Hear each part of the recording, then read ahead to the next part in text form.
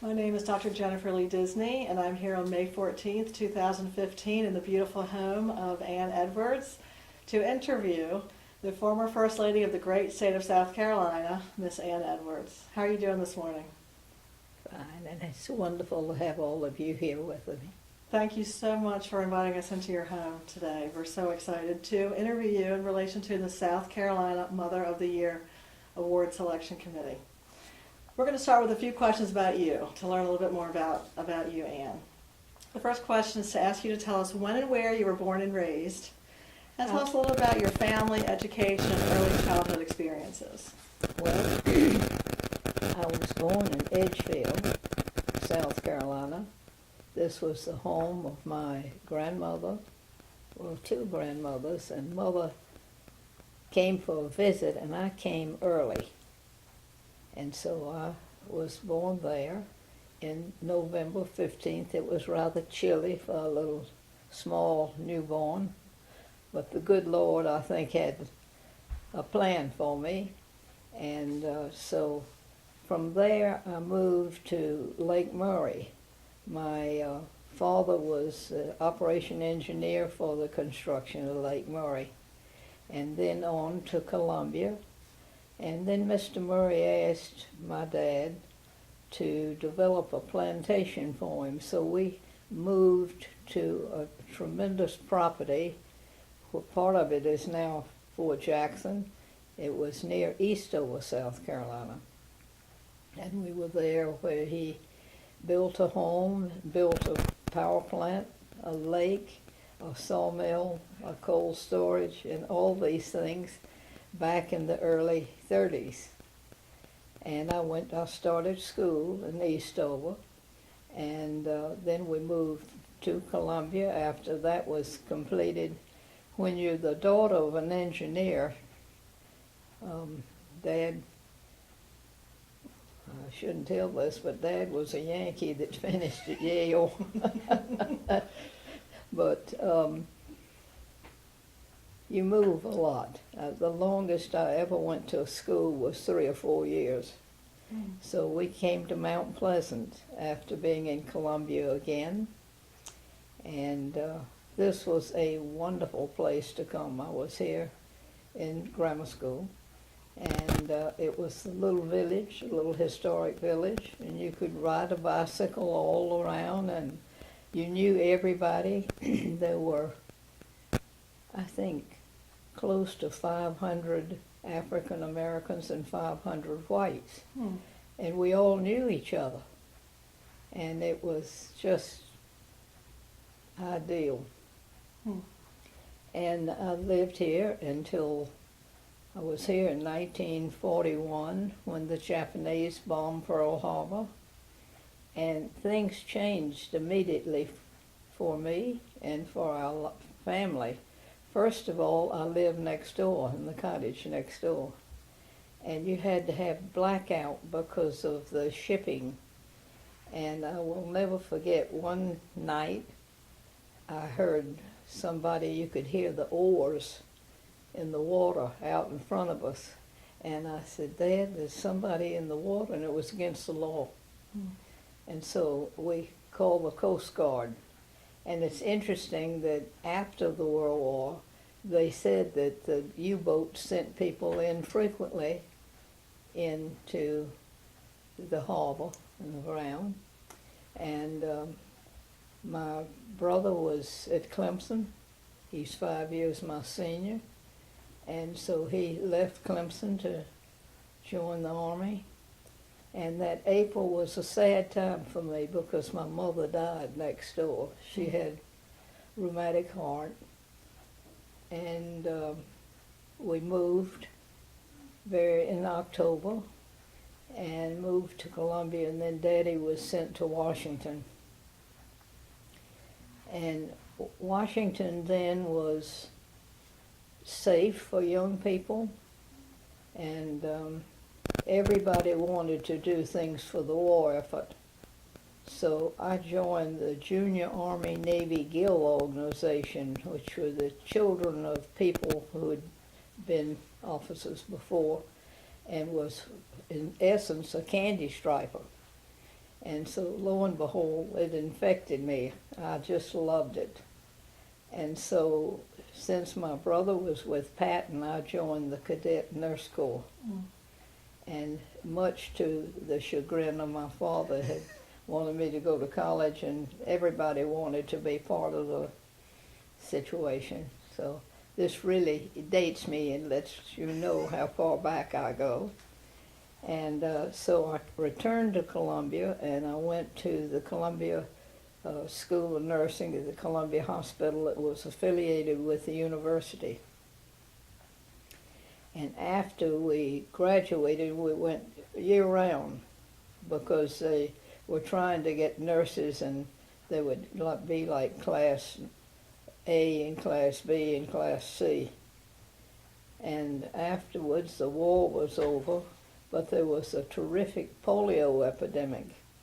And they had turned Army camp, Camp Sutton in North Carolina, into a polio hospital. Mm. And so many of my class and I went to nurse polio. And I did that for several epidemics. And the last one that I was with my father in Florida, and he said, "I've never asked you to do anything, but I don't want you to go this time." I'd already signed up to go. His brother was terrifically crippled from polio. Mm. And he said, we've had one tragedy and I don't need another. And so I said, I won't go. And the girl that took my place came home in an hour alone. Mm. So it would give you an idea of just what we were up against at that time. I met Jim in grammar school. In fact, it was right up Venning Street. I was a highway patrol, and I was very official. And I think we may have had one car or two cars a day. I don't know, maybe that many. But we were childhood sweethearts, and then when I went to Washington, we lost track and broke up. But Jim was in Le Havre. He was too young to get in the service, so he went in the Merchant Marines, and he was loading things onto his ship, war brides and equipment, and my brother had a Jeep, and he was wanting it loaded, and they ran into each other, and he said, "I want you to go see Ann. We don't like who she's dating." So we got back together. It's a great story. You segued right into my next question, which is to tell me more about your young adult life and when you started your family. Jim and I were married 12 days before he started dental school, and at that time, South Carolina had no dental school, so you had to get reciprocity in other states. And Jim got reciprocity in Kentucky and went to the University of Louisville Dental School. And while we were there, I was started out working in the operating room, and Jim was studying hard and working in an anatomy lab. And I got a job and ended up assistant chief nurse of the Louisville Regional Blood Center. It was a fabulous opportunity for me because I traveled all over Kentucky, down in the mountains, near the coal mines, all over in the bluegrass, and then I traveled to Indiana, and I had Jim stop when we went to Indiana. I said, "Jim, stop, I have to take a picture." He was this beautiful barn, lovely barn. You know, in South Carolina, we didn't have the resources to paint our barns. And I said, "I've seen pictures of those in the storybook, and this is the real thing." So it was, I'd come from Charleston, the rice culture, and this was the corn culture up in Indiana. I'd seen the horses and bluegrass, and then here was the corn culture. Big, beautiful barns, and people were, your importance was not who your parents were, but how big a barn you had and how many livestock and this sort of thing. And I just had a wonderful time. And during the time, our junior year, my son Jim was born. And he was a joy. And we had such a good time with him.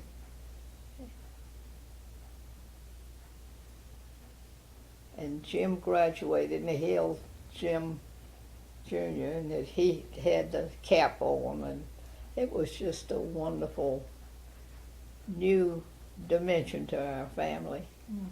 And we just enjoyed him so much, and he was a good little fellow. He had colic at first, but he turned out to be a wonderful little fellow, and we just had a good time. So tell me, you're already into this. Tell me more about the early years of your marriage and then the birth of all of your children. Tell me about the any other stories you want to share about your marriage and about the birth of your other children. Jim, at that time, you didn't get any credit for the fact that he had 36 months sea duty. So Jim joined the Navy, and we went to Chincoteague, Virginia, and he was in the Naval Air Station there for 2 years. And at that time, there were no dentists for 50 miles. So Jim was allowed to practice after hours, and it really was a wonderful, fun place because there was more hunting and fishing than you can ever imagine. Jim just thought he'd been thrown in a briar patch. I mean, it was fabulous. And the people were so nice to us, and we were there 2 years, and when we got ready to leave, we went down to pay our utilities, and they said, well, you don't owe us anything. I tried to fill up with gas. They said, no gas. I said, Doc, you've been a part of our life, and you don't need to pay us anything. And he'd been involved with the pony pinning, on Chincoteague. They swim from Assateague, and the fire chief said, come on, Doc, you need to be part of this. And we were, in essence, we were in the Navy and did all things, but we just became a part of the community. And it was such a special time in our life. And then we moved to Philadelphia. And we hadn't been there long. They had the biggest snow they'd ever had in their lives. I mean, awful. But we lived in the carriage house, and I had a wonderful time with Jimmy. I would have books about over in the meadow and the sand and the sun and reading him these things, and I would put him down, and his snowsuit the snow was so deep. And so we had snow in Indiana when we lived in Indiana, and he went to kindergarten. But this was a real thing. And so we were there for a year when he was in the graduate medical school. And then we went to Detroit where he did his residency. And my daughter said, and Kathy was born in Detroit, and she said, Mother, who wants to tell anybody they were married in Detroit? She never forgave me. And we had a real, we were surrounded by residents and housing, and made lasting friends that we've kept through the years. And then we came home when Jim opened up his oral surgery in 1960. And we thought we were just going to be just ordinary, dentist. And then he got involved with somebody named Barry Goldwater, and we didn't know what a precinct was. And the rest is history. We went to Columbia, and at that time you couldn't succeed yourself. It's like Virginia, 4 years, but everybody in South Carolina was wonderful to me, and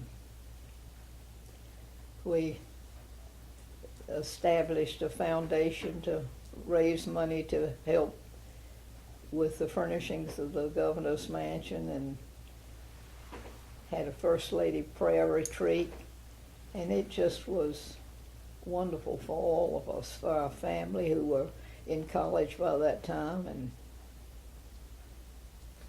What was it like being the First Lady of South Carolina? Could you talk to us a little bit about that, what activities you were involved in and that kind of thing? well, naturally none of them dental wise wanted to go to Columbia. So, and the former First Lady's staff were her friends, so they were leaving. And at that time, at the governor's mansion, you had security and you had inmates from the Central Correctional Institute. Well, I was a little leery because I was with a 16-year-old daughter, no keys, no locks, and I was very apprehensive about it, and they turned out to be wonderful. They were just, in fact, I got jobs for them, in country clubs. They could serve they did, a president. They were just so beautifully trained. They turned out to be wonderful. And the former First Ladies had used them, see? So I wasn't establishing anything, this just went on. But then we established, I went to the White House and found out about accession programs, how you would label things and how to label articles. For example, if I had this table in this room, but then I took it in the other room, then you knew how to move this to the other room. So if someone came in, where is my table that I gave? And you could look and say, well, we're using it now in the large drawing room. And it was really, it was a learning experience for me, a marvelous learning experience. I had Boys State, I had the American Red Cross, the first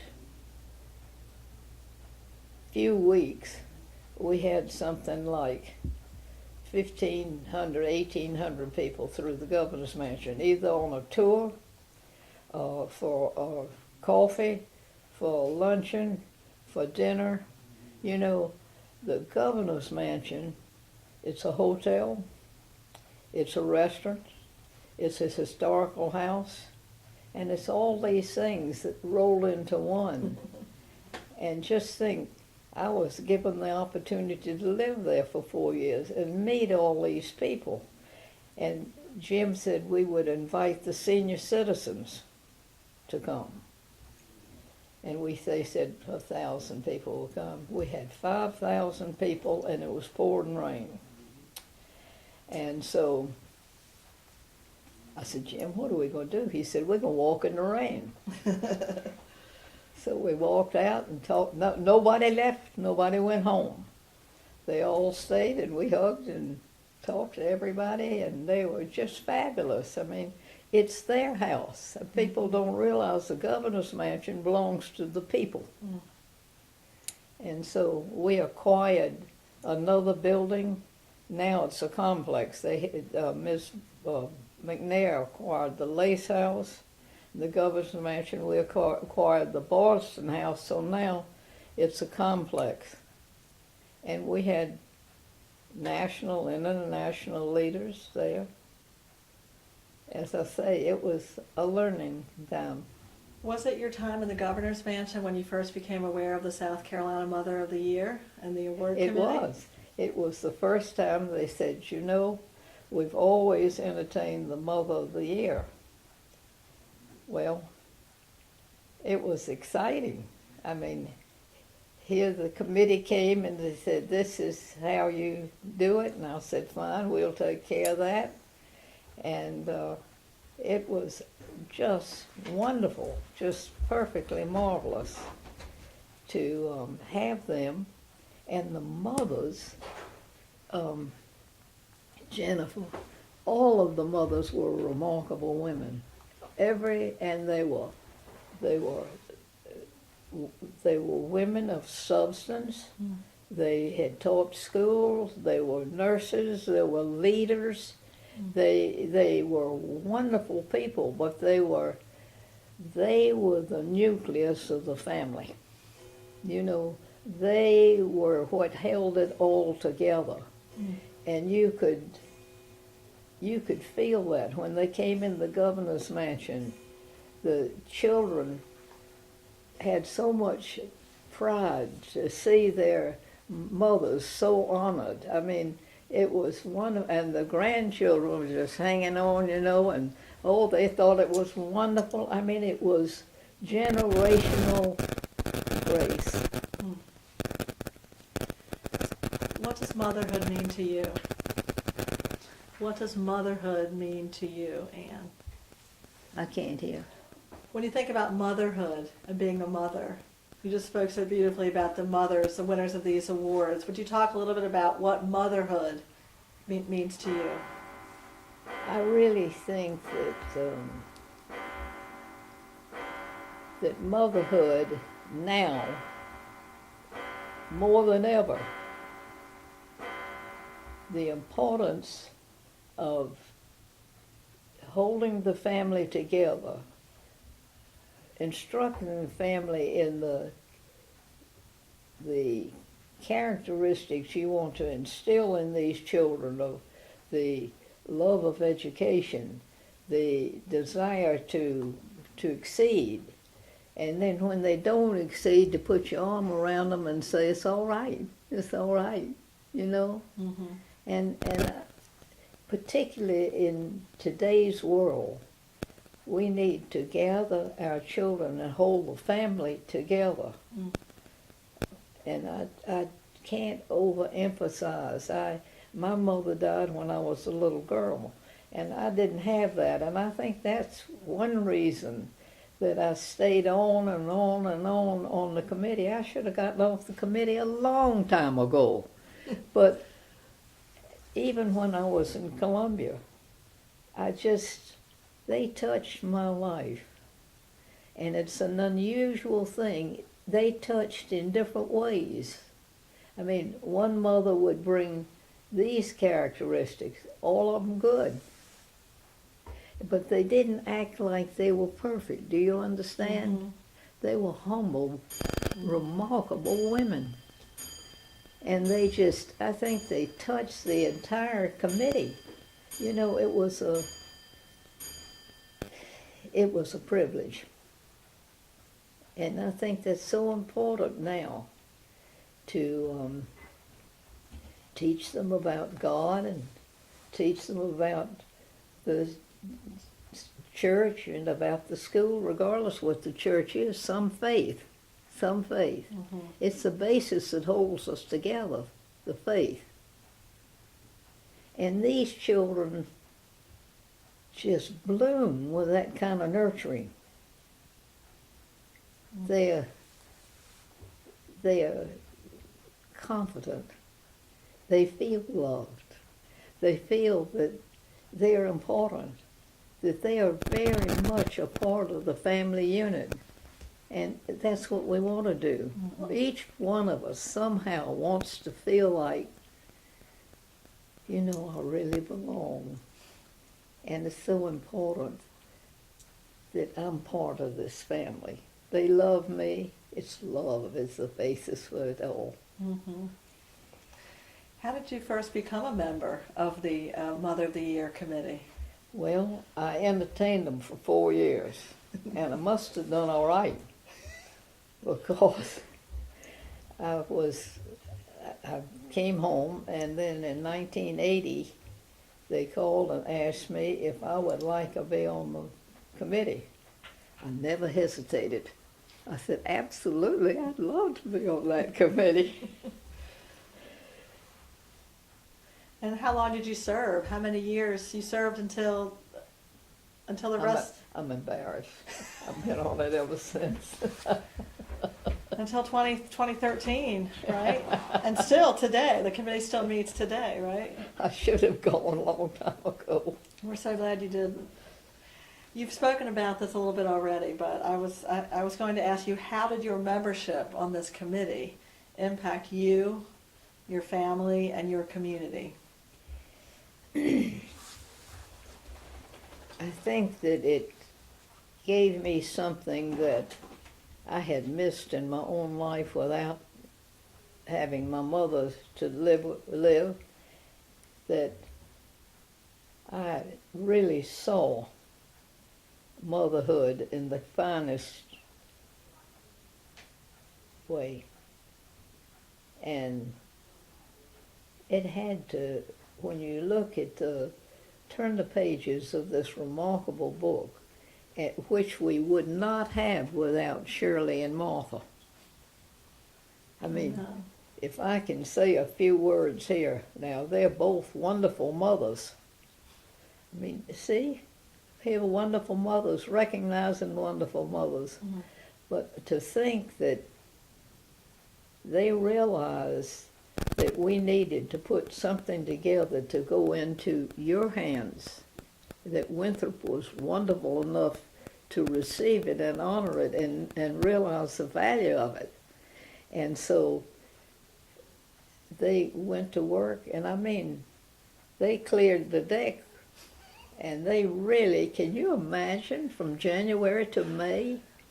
And then, Jennifer, it wasn't, you know, you were there. I mean, here with I can see the tables right now with the linens on them and the ribbon with the rose and the book. Mm-hmm. What a gift to these women. And they did it. They did it. We just, smartest thing we ever did get them. It was a beautiful tribute. It was a beautiful tribute, as is the book. Please take out a lot of these, I think. We'll make it perfect, don't worry. I want to switch gears and ask you some questions about today, about women and motherhood in today's context. So let me start with this. What do you think are the most important issues facing women today? Well, obviously, the preservation of the family unit. I think that is the most, I mean, they not only are giving love and sustaining these children that they have, they're responsible for these children, but they are molding the leaders of tomorrow. I mean, we're going to rely on them for leadership because they have been there to help train those children. Do you think women's work and women's roles as mothers are truly recognized by society, the Yes. value and importance? Yes, I do. You know, our society is changing. And our country is changing. And because of it, more and more women are in the workforce. And I think they should have every consideration because they have two jobs. They're in the workforce helping to bring home money, but they're also at home and they're having to keep the home unit together and make the children feel like they are so important. Mm. So these women today have a mighty job in front of them. It's not an easy job, and we should give them every consideration. It's tough, right, to balance work at home, as you said, really keeping the family together and working in the workforce. What issues did you face with all of your activities and all of your work inside and outside the home? And then what issues do you think women face today in terms of balance, being able to balance those activities inside and outside the home?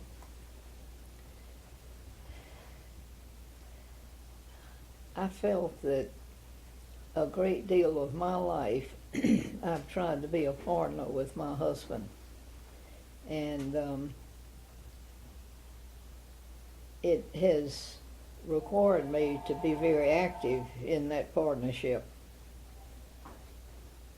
In retrospect, I wish I had spent more time with my family. I tried to balance that out. First in helping to earn a living, and then to, as we moved around, I learned a lot when Jim was in the Navy. We were on a naval air station, and we had dinner one night, and the next night one of the planes went down. And I think there were 22 orphan children that lost their dad. And it was devastating because it was a small unit. And the next day, every plane was in the air.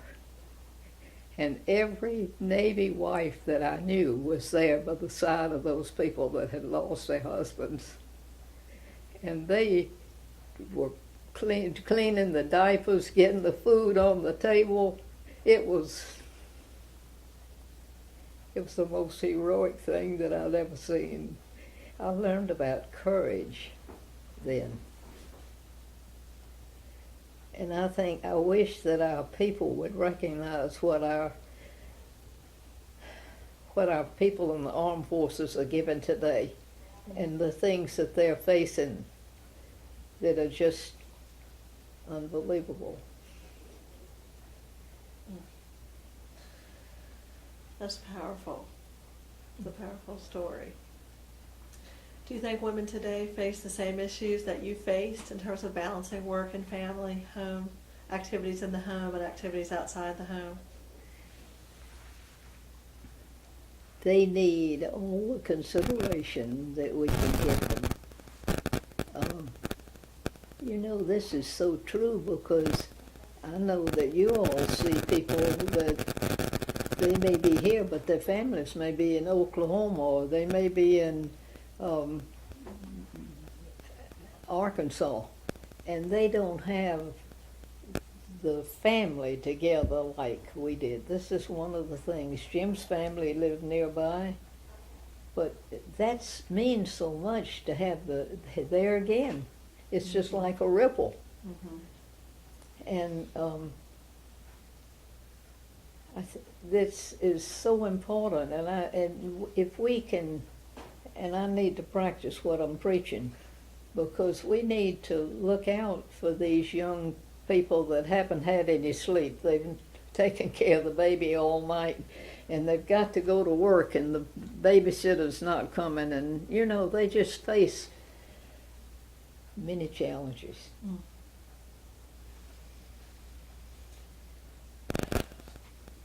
What does feminism mean to you? When you hear the word feminism, what does that mean to you? Well, feminism to me means equal opportunity, equal pay,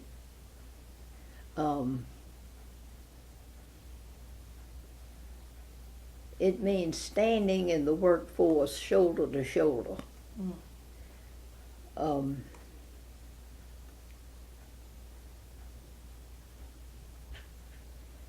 I think that because you're a woman doesn't mean that you don't deserve what you're working for and how well you're doing. You should have equal pay, as I've said before. Now, this is a kind of mini splendid thing that we're talking about. We as women need to be careful, because through the years and through the ages, particularly in our country, we have been looked up to and we've been honored. The fact that we have honored the Mother of the Year in this country is an example. we like the fact that we are honored, we are, you know, treated with great deal of respect. My generation of men and women recognize the value of women. And they open doors for us, pull chairs out for us. This something, a little thing, but it's a kind courtesy that they're saying, you deserve this.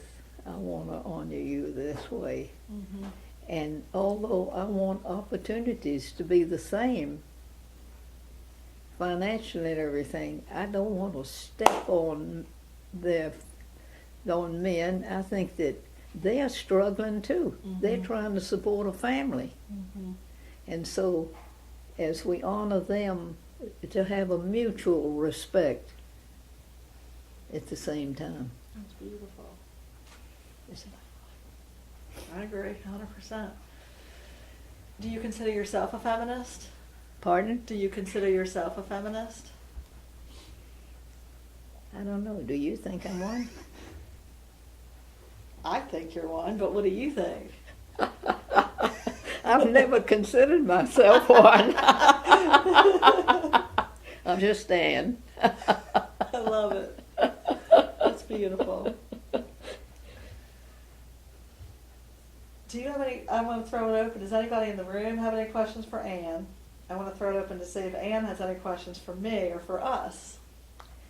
Well, I would like to end this way. The good Lord has walked with me for many years. And I've had so many opportunities that I really wasn't, I'd never been in the governor's mansion but once. Going to Washington, I knew I was going to get lost, and I wasn't. And then the opportunity to be at the medical university was to see things grow and see things change and see the wonderful people there and their dedication. So it's not about Ann. It really isn't about Ann. It's about people. When you think of South Carolinians, when I think of President Reagan, and then I think of the medical university and what they were doing and what they were, lives that they were saving and it's not about us. Do you understand? Mm-hmm. But I just think the Lord walked with me in all of that, and it's been a wonderful journey. You have had so many wonderful experiences and wonderful opportunities. I hate to end, but I want to ask you more questions of what it was like during the time and when your husband was Secretary of Energy in the Reagan years. What was that experience like? Well, there was nobody like Reagan. Nobody like Reagan. What a privilege. Mm. And he knew what he wanted done, and he asked you to do it, and I think for the most part his cabinet tried very diligently to do it. And then the time in... When you think a man like that brought the Berlin Wall down. those were amazing times. And then the medical university. Was that how many years? 17 years. 17, that's what I thought. Yeah. 17 years. He resigned, and it said 1999, but actually walked out of the door in 2000. But we continued to raise money on the Front Piazza. So much of our finance is not supplied by the state. You have to raise money. Mm. And Jim was good at that.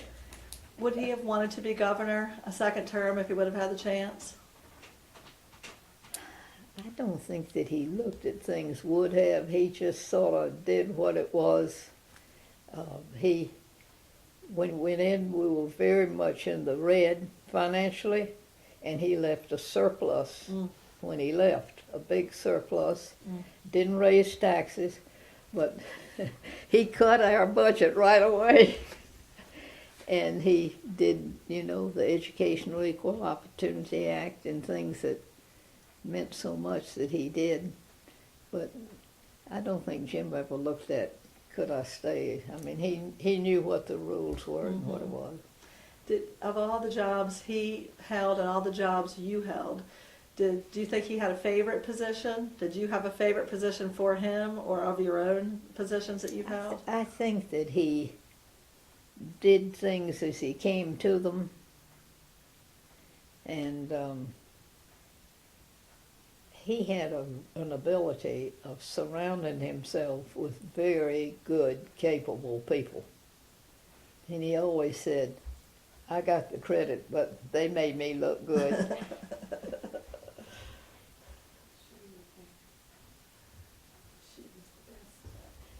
Yeah, exactly. Is there anything else you want to share with us about your many roles, your many activities, maybe favorite roles or activities that you've participated in through the years? There's one thing I'd like to say.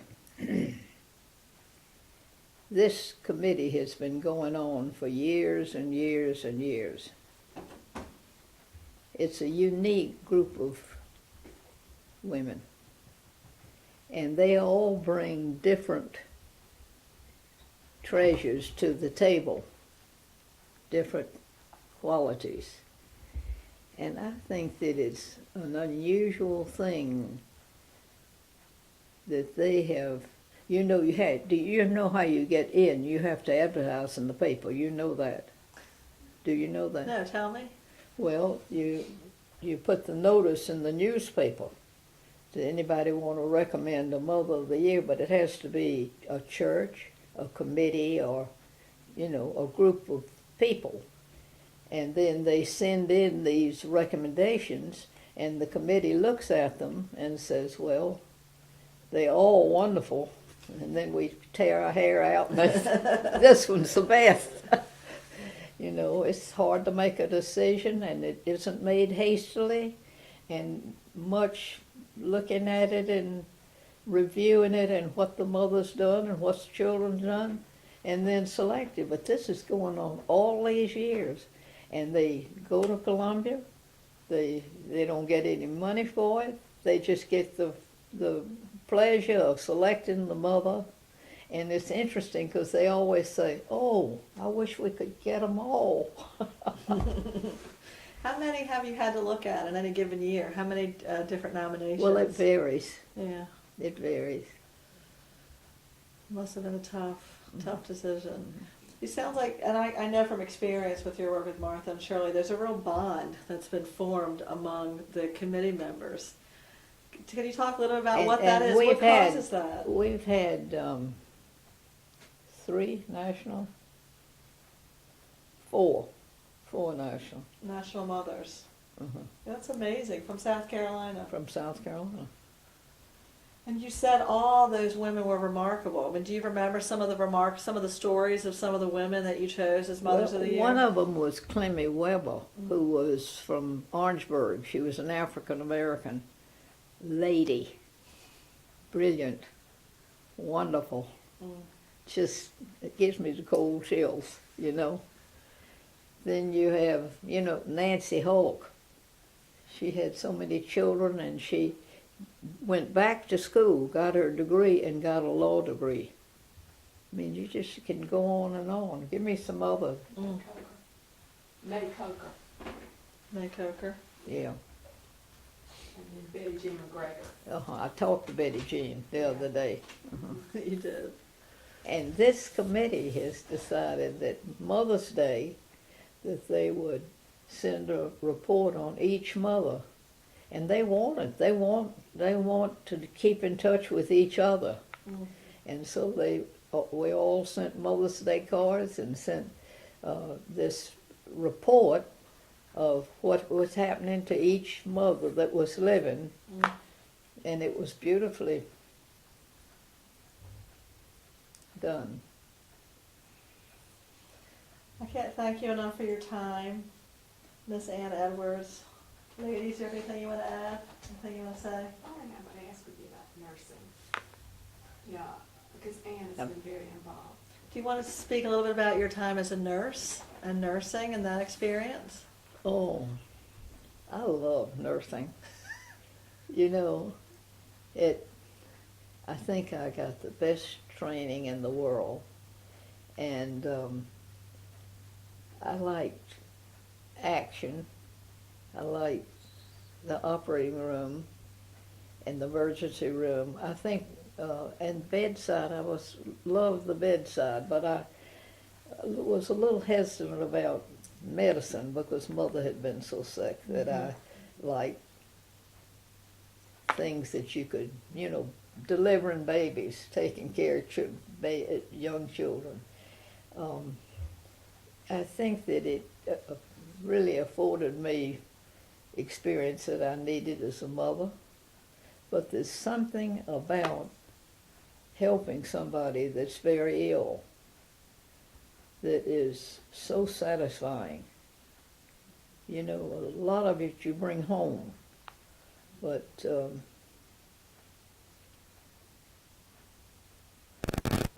it's a rewarding profession.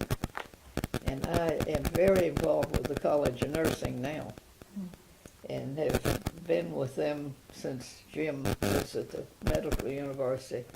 We have gone online because there are people all over South Carolina that are nursing, that are supporting their family, but they'd like to upgrade their education. Maybe they'd like a master's or doctor, nurse practitioner, but they can't leave their family and their job.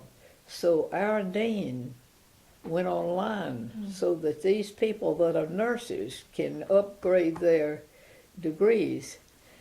And U.S. News and World Report brought their report out just last month, and we're number one in the nation in technology and education. That is And wonderful. upgrading, number one in the nation. That's wonderful. It's just incredible what they're doing. And she's expanding her programs, and people are, it's just working so beautifully, and I'm so proud of her.